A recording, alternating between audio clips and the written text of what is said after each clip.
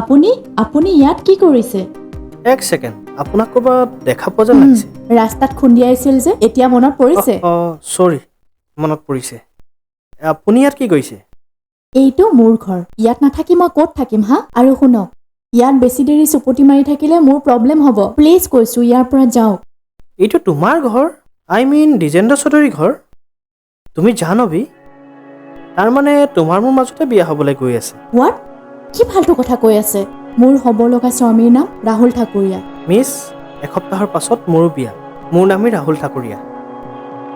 এই নিচাধুৰীটোৰ লগত মোৰ বিয়া ঠিক কৰিছে।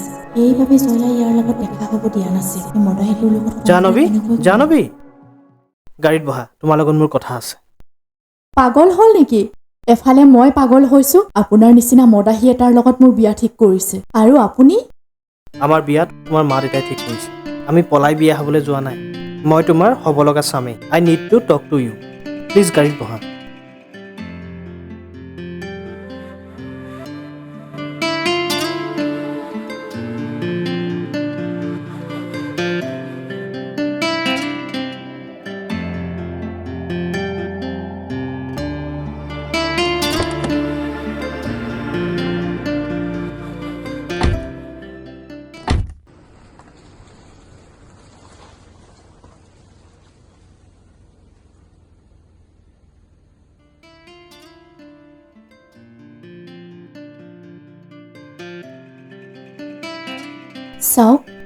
চাওক, ইয়াত মোৰ অলপো ভাল লগা নাই।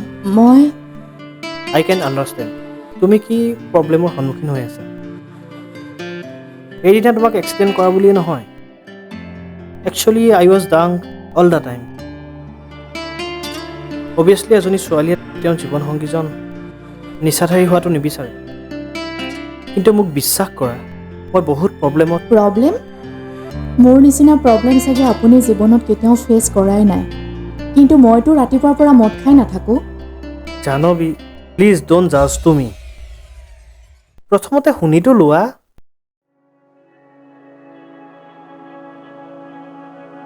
বয়সত বহুত সৰু আছিলোঁ তেতিয়া। মোৰ মা দেউতা কাৰ এক্সিডেণ্টত ঢুকালে। সমাজে জনামতে মই খুৰা খুৰীৰ লগতে ডাঙৰ হৈছোঁ। এতিয়াও তেওঁলোকৰ লগতে আছোঁ। কিন্তু তেওঁলোকে মোক মৰম নহয়, ব্যৱহাৰহে কৰি আহিছে। সম্পূৰ্ণ অকলশৰীয়া হৈ পৰিছিলোঁ। মোৰো মা নাই। সৰুৰে পৰা ময়ো মাহীমাৰ জুলুম সহ্য কৰিয়েই ডাঙৰ হৈছোঁ। আই কেন আণ্ডাৰষ্টেণ্ড। এইবোৰ পেইন সহ্য কৰাটো সহজ নহয়।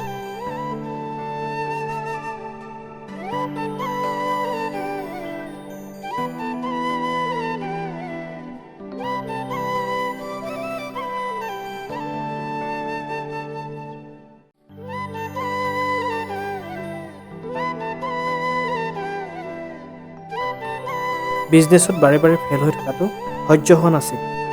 আৰু নাজানো কেনেকৈ নিচাই মোৰ সংগী হৈ গ'ল। জাহ্নৱী, আজি কেইবাবছৰ পাছত মই কাৰোবাক মন খুলি কথা ক'ব পাৰিছোঁ। ৰাহুল, আমাৰ মাজত বিয়া ফিক্স কৰাটো তোমাৰ খুৰা খুৰী আৰু মোৰ মাহীমাৰ প্লেন। কিন্তু চোৱা, ভগৱানে আমাৰ মাজত সকলো আগতেই ক্লিয়াৰ কৰি দিলে। তুমি কেৱল মোৰ সংগী হৈ থাকা। চাবা, মই সকলো ঠিক কৰি দিম। ৰিয়াই ঠিকেই কৈছিল। Thank you Rahul. I like you. ব'লা গৈ থাকোঁ।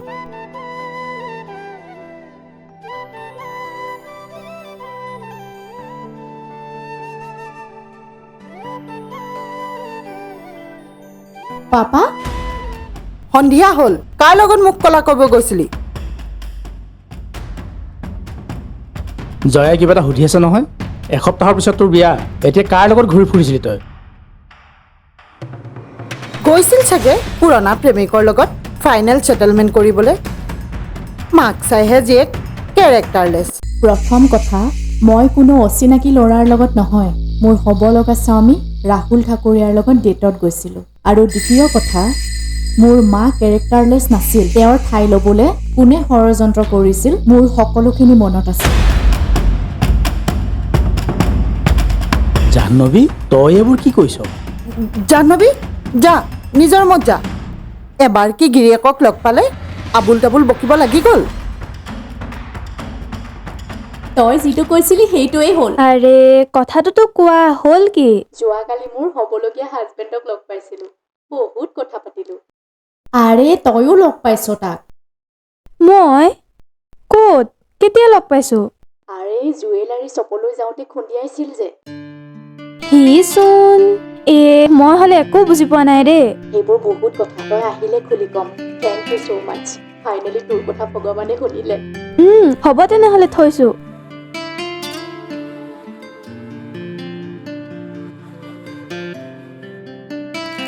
তাইক আমাৰ ঘৰলৈকে নামাত কিয় মানুহ চানুহবোৰ লগ পাই থাকিলে টেনশ্যনবোৰ ফ্ৰী হৈ থাকে পেহী মাহীমাকে তাইক যিডালহে ৰেষ্ট্ৰিকশ্যন লগাই থৈছে কলেজৰ পৰা আহি টিউশ্যন এটা ল'বলৈকো পাৰ্মিশ্যন নাই এতিয়ানো তাইক আমাৰ ঘৰলৈ আহিবলৈ দিবনে বেচেৰি ভগৱানে ৰাস্তা দেখুৱাব তাইক মই পৰহিয়ে যাম জিংকি আহিব মোৰ লেহেংগাৰযোৰ দিবলৈ তুমি এটা কাম কৰিবাচোন মোৰ লেহেংগাৰযোৰ সামৰি পিনে থৈ দিবা আৰু মোৰ আজি হয়তো টিউশ্যনৰ পৰা আহোঁতে দেৰি হ'ব চাগে বজাৰতো সোমাবলৈ আছে হ'ব দে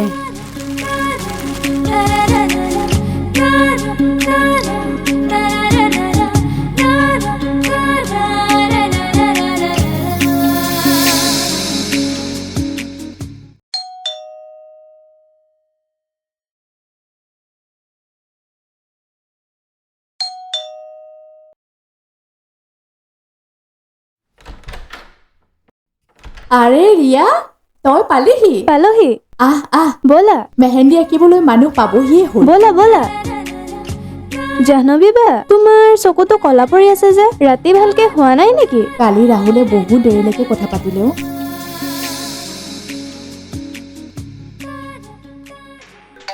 ৰচোন ৰাহুলে ফোন কৰিছে পাতা এতিয়াতো আমি পৰেই হ'লো আৰু হেল্ল' ৰাহুল জাহ্নৱী ইম্পৰ্টেণ্ট কথা এটা আছে কি এতিয়া আৰু অকলে থাকিব নিবিচাৰোঁ ৰাহুল পৰহিলে বিয়া আছে আৰু তুমি আচ্ছা সেইবোৰ বাদ দিয়া শুনা তুমি আমাৰ ইয়াত অহাৰ পাছত প্ৰতিটো ষ্টেপ ভাবি গুণি দিব লাগিব ঘূৰা ঘূৰি সন্মুখৰ পৰাহে ভাল কিন্তু মই সুখী হোৱাটো নিবিচাৰে চ' প্ৰথমে তোমাক টাৰ্গেট কৰিব পাৰে চ' বি কেয়াৰফুল আমাৰ মাজত এতিয়া কোনো আহিব নোৱাৰে ৰাহুল সৰুৰে পৰা যাতনাত ডাঙৰ হৈ এতিয়া শিকি গৈছো গুৰুত্ব আৰু ইগনৰৰ পাৰ্থক্য কি তুমি চিন্তা নকৰিবা অ'কে বাই মোৰ ইম্পৰ্টেণ্ট কাম এটা আছে এতিয়া ৰাখিছোঁ বাই বাই টেক কেয়াৰ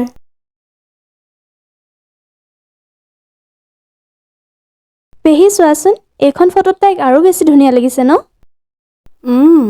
বৰ মৰম লাগিছে ফটোখন চাই মোৰ জাহ্নৱীলে বৰকৈ মনত পৰিছে ডাঙৰ হ'লে আমাৰ জাহ্নৱী এনেকুৱাই হ'ল হয় তোৰ ফ্ৰেণ্ডজনীৰ লগত তাই মুখৰ কিবা এটা মিল আছে পেহী মোৰ বান্ধৱীজনীৰ নামো জাহ্নৱী চৌধুৰী কি জাহ্নৱী আৰু দেউতাকৰ নাম দ্বিজেন্দ্ৰ চৌধুৰী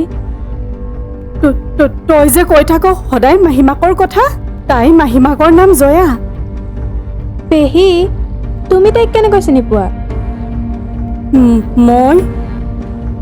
মই জাহ্নৱী ওচৰলৈ যাম ৰিয়া তই মোক লৈ ব'ল জাহ্নৱীয়ে মোৰ ছোৱালী ৰিয়া তোৰ বান্ধৱীজনীয়ে মোৰ ছোৱালী তাই জীয়াই আছে পেহী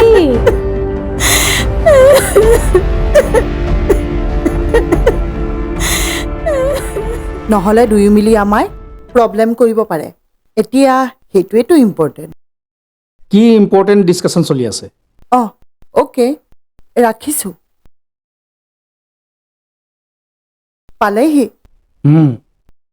জাহ্নৱীক বিয়া দিয়াৰ পিছৰ পৰা আপুনি বহুত দুখত আছে নহয় কি কৰিব এয়াই ছোৱালীৰ জীৱন আমাৰ হাতত একো নাই এৰা পূবালী ঢুকা দি যোৱাৰ পাছত জাহ্নৱীক মই মোৰ পৰা আঁতৰ কৰি ৰাখিছিলোঁ সঁচা কথা ক'বলৈ গ'লে তাই মোৰ বৰ মৰমৰ সন্মুখত আছিল অন্ততঃ মুখখন চাই আছিলোঁ আৰু এতিয়াতো ইমান ওচৰত থকা স্বত্তেও মই ভাবি আছিলোঁ তাই এই পৃথিৱীতে নাই আৰু আৰু আজি মোৰ জাহ্নৱীৰ বিয়া আছিল। পেহী ধৈৰ্য ধৰাচোন, চব ঠিক হৈ যাব। একো ঠিক নহয় অ' ৰিয়া।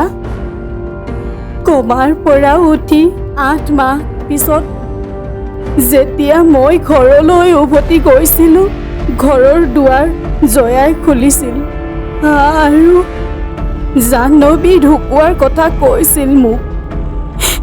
দ্বিজেন্দ্ৰ ঠিক হৈছিল যদিও মই নোহোৱাৰ বাবে জয়াক বিয়া পাতি লৈছিল। আৰু তয়ে ক, মই সেইখন ঘৰত কেনেকৈ থাকোঁ? এইবোৰ মই সহ্য কৰিব নোৱাৰিলোঁ অ' ৰিয়া। ধৈৰ্য ধৰা পেহী, ধৈৰ্য ধৰা, চব ঠিক হৈ যাব। ৰিয়া, তই মোৰ এক্সিডেণ্টৰ কথা আৰু কি কি জান? ক মোক। মই সকলো জানিব লাগিব।